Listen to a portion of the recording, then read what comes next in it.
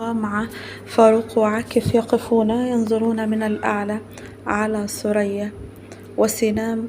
قال فاروق وهو يحمل طفلته: يا بنت أيتها البنت، انظري، لقد تصالحت مع خالتها والدتك الآن. وهناك كانت ثريا تحتضن خالتها: خالتي، لولا هل سوف ننفصل؟ أحب قولك بخالتي، اشتقت إليك كثيرا، لا يفرق الله بيننا مرة أخرى. حسنا، اهدئي، لو كان لدي فرصة في الاختيار حينها لرغبت في أن يأخذني معه، ولكن أنا أعرف لن تسامحيني ولن أسامح نفسي أبدا. ولكن هل تعرفي لو أن أكبر ضحكة لي أصبحت هما لي؟ لقد أردت أن أنهي حياة نفسي كثيرا في ذلك الوقت. كنت سأقول: لم يكفيني أنني فرقت بينك وبين والديك، مع العلم يتم النقاش حول هذا.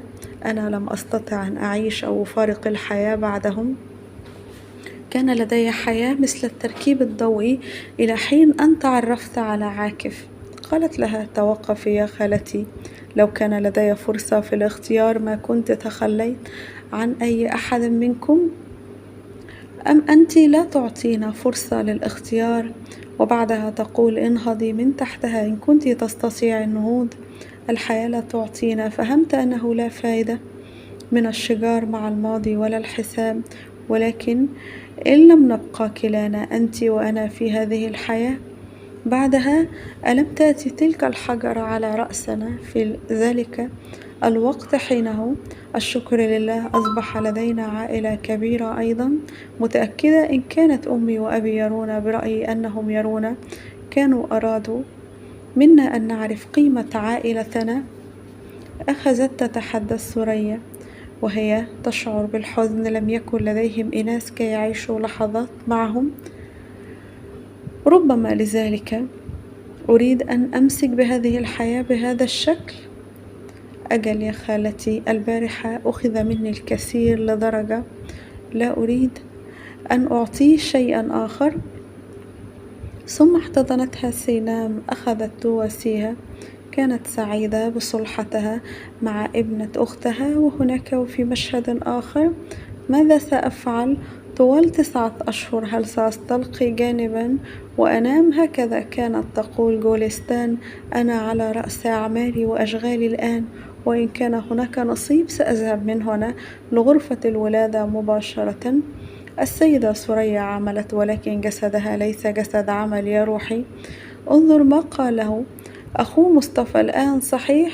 هل من السهل أن تحملي بإثنين يا ابنتي؟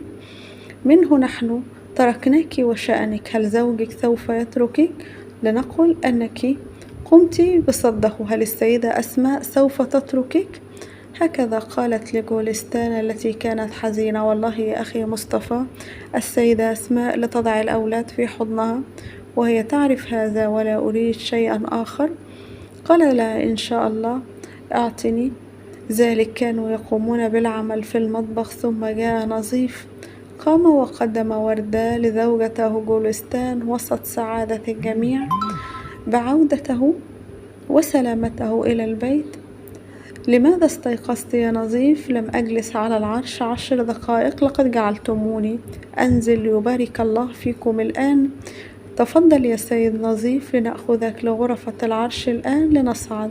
هيا بنا لنصعد الآن. ثم مشوا إلى الحديقة من أجل أن يحتسوا العصير. كانت تغمرهم السعادة الشديدة. وضبوا مائدة في الحديقة وجلسوا جميعا. سأحضرها بيدي من أجلك وبالعافية. هيا لنرى. توقفوا عن الخجل وتناولوا طعامكم بشكل جميل. هيا لنرى. تماما هكذا هو الفطور. تم تخصيص حديقة الشتاء للأم والأب المستقبليين اليوم. هكذا قالت جونول: كان الجميع سعداء، يليق بكما. أحب مفاجأتكم. انظري يا أختي، ذكرت اسم الله، قولي مجددا: هذا الفطور لنا. كان الجميع يحاولون إسعاد جولستان وزوجها نظيف بعد أن نجا بأعجوبة من ذلك الحريق. ثم وقفت أسماء تنظر من الأعلى سعيدة للغاية بعودته. ثم جاء غريب جيد، لنتركهم ليستمتعوا إذن. وأنا أخرج متأخرا قليلا أساسا، سأذهب وأحول قضية وأعود فقط. أخذ عمل من البداية، كان خطأ يا روحي.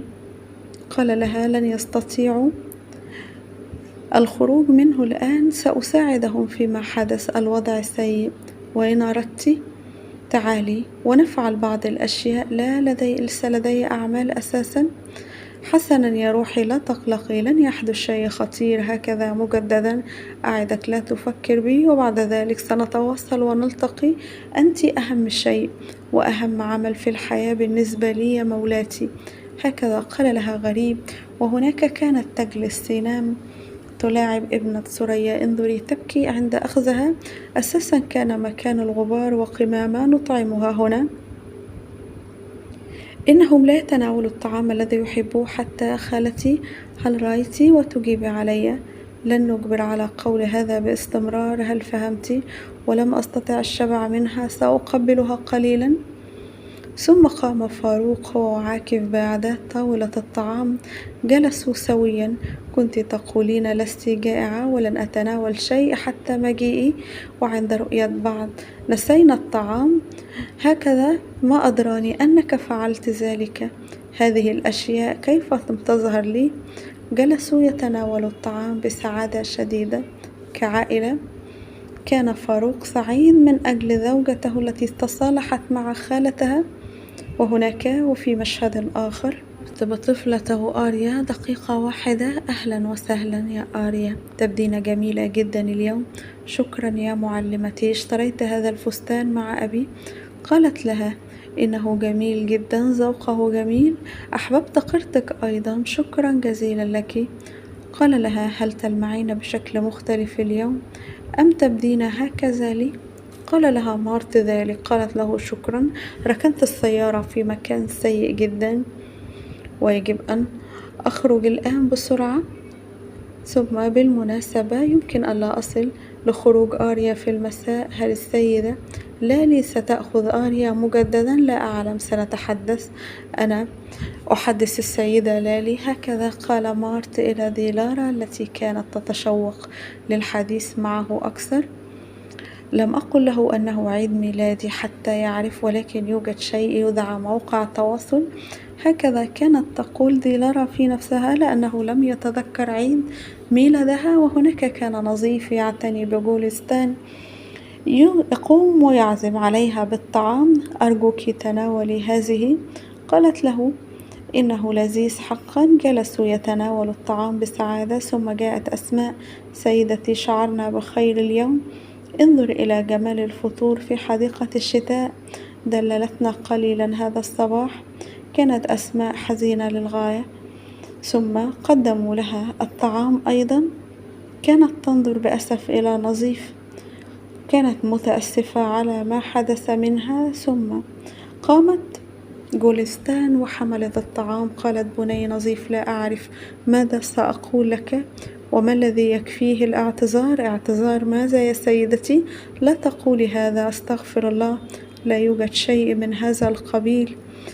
قدر حدوث هذا، لا يمكننا منع هذا من الحدوث. وماذا نفعل؟ رأيت النقود وبقيت هناك. وبعد ذلك حدث ما حدث. سيدتي، لا تحزني نفسك ولا تحزنيني معك، لا تفعلي ذلك. أمان يا سيدتي. كانت أسماء تبكي. احتضنت نظيف هديتي للطفلين معا. هكذا قالت: سوف تكفل بمصاريف الدراسة وكل شيء. لا تفعلي هذا حبا في الله، تتكلفين بمصاريف دراسة واحد منهم أساسا. قالت له: إن استمر الأمر هكذا سيخرج عن السيطرة. أخذت أسماء في الضحك: ليجعل الله سعادتك دائمة يا بني. كم أن هذا جميل يا سيدتي، قلت لي بني من كل قلبك، أنت أمنا يا سيدتي. نحن نقدم روحنا لأجلك سيدة أسماء، لا تحزني نفسك ولا تحزنيني معك، أرجوك وشكرا لك. والله أنا كنت أطلب منك إذن لأجل شيء. هكذا قال لها نظيف: إن كان أحد التوأم بنتي يا سيدتي. قلنا نسميها أسماء، ولكن أخذت في الضحك: إذا ماذا يا بني؟ عليك أن تسأل زوجتك عن هذا في الأساس لتعيش بسعادة وصحة مع اسمها ومع والديها. إن شاء الله اهتموا بهم جيدا يا بني وبأنفسكم أيضا. أخذت أسماء تحتضن نظيف، كانت متأسفة للغاية. قال: يا سيدتي، هكذا قال: لن يأتي واحدة مثلك بعد الآن، ولن تأتي، لا تحزنينا سيدة أسماء. تأثر نظيف للغاية، ثم دخلت أسماء إلى غرفتها ثانية، ثم أخرجت صندوق ذكرياتها والتي تجمع به الكثير من الأشياء الثمينة. أمسكت بساعة فيه ونظرت إليها. وهناك وفي مشهد آخر كان يجلس آدم حزينا للغاية بعد أن تركته بونيش. جاء إليه أخيه فكرة، قال: اللعنة، ما ردة الفعل هذه؟ فزع للغاية، لم يشعر بوجوده. أعتذر جدا يا أخي. وآدم الجميع وبخني في ذلك اليوم، وأكبر توبيخ تعرضت له كان من جونيش. ذهبت فعلا دون أن تنظر خلفها حتى. إلى أين أنت ذاهب يا أخي؟ المرأة لا تجيب على اتصالاتي، اتصلت 1000 مرة ولم تجيب. حتى المرأة التي لا ترد على اتصالاتي، هل ستفتح بابها يا أخي؟ يعني إن أصبحت مذنب لأنني لم أقدم لها طفلي على الصينية، هل ما أتذكره أنا خطأ؟ ألست أنت من قلت لي: اهدأ يا بني؟ إن هدأت تأخذ البنت. ألا تتذكر إيه بك ما كانت تنظر في وجهي حتى؟ وماذا يعني؟ إن قالت لك لا تأتي ذهبت لأنها غارت عليك، ولكن إن جلست وأنت هكذا ما زلت تنتظر لأخبرك في كل ثانية لأنها تجربك. هل تفهم؟ تجربك وتقول: لأرى كم سيحاول وما الذي سيفعله لأجلي. أخذ فكرة يقوم بنصيحة آدم بأنه يجب عليه مراداة جونيش. قال له: في الواقع يا أخي كنت أسأل، ليست هناك مشكلة، في الواقع كنت سآتي، ولكن هذه الأحداث أنت تعلم ما حدث يا أخي. حسنا، لتخبرني الآن. ثم ذهب ليحضر له القهوة، وهناك كانت أسماء: لقد جمعنا لك الزهور. أمان يا سيدتي. جاءت سوريا تحمل طفلتها، قالت لها: تعالي إلي، من أين هذه الزهور ومن أين أحضرتموها؟ إنها من عند المطعم عاكف أحضر خالتي لتسلم. وتحدثنا قليلا في الصباح، تناولنا الطعام، الحمد لله. سررت كثيرا، وشكرا على الظهور. الأصل أشكرك يا أمي لأجل ما قلتيه لخالتي. هل قلت شيء لخالتك؟ كانت نست أسماء كل شيء. فعلت شيء لأجلي، هذا هو الشيء المهم. إن أفدت بالشيء جيد يا لسعادتي. خرجت من تلك الغرفة بفضلك يا أمي وألتجئ إليك. ما معنى إن أفدت بشيء؟ قالت لها: انظري كم هذا جميل. أنت أيضا قولي لأمك. حسنا، سماع هذا الكلام الجميل الإنسان يتدلل أكثر حينما يسمع هذا من طفلة. قالت لها: لن يحدث شيء، سيكون فاروق في المطعم، سنكون عائلة فقط ولا يوجد أحد غريب، ولن نقبل الضيوف أيضا. قالت لها: وياز أيضا ستأتي؟ أجل سوف تأتي يا أمي. حسنا. كانت أسماء سعيدة للغاية هي وسوريا. ثم أخذت الورود، وهناك كانت تجلس ديلارا مع آريا تقوم وتعلمها الغناء. وفي هذه الأثناء جاء مارت مع الكثير، وقف هو الأطفال يقومون بالغناء لها ويتمنون لها عيد ميلادا سعيدا. قام مارت وجهز لها هذه المفاجأة الرائعة. كانت ديلارا سعيدة بشدة، ثم نظرت لهاتفها: نسيت أن أخبرك بموضوع مكان فاروق وعيد ميلاد. شكرا لك، هذه هديتك. قام الجميع وقدم لها الكثير من الهدايا. كان مارت يقوم ويرسل لها رسائل. حينما كان يقف بجوارها كانت ديلارا سعيدة بمفاجأته. ثم وقف الجميع سعداء، وبكده بتنتهي الأحداث. لو عجبكم الفيديو لايك للفيديو، اشتراك بالقناة، والسلام عليكم ورحمة الله وبركاته.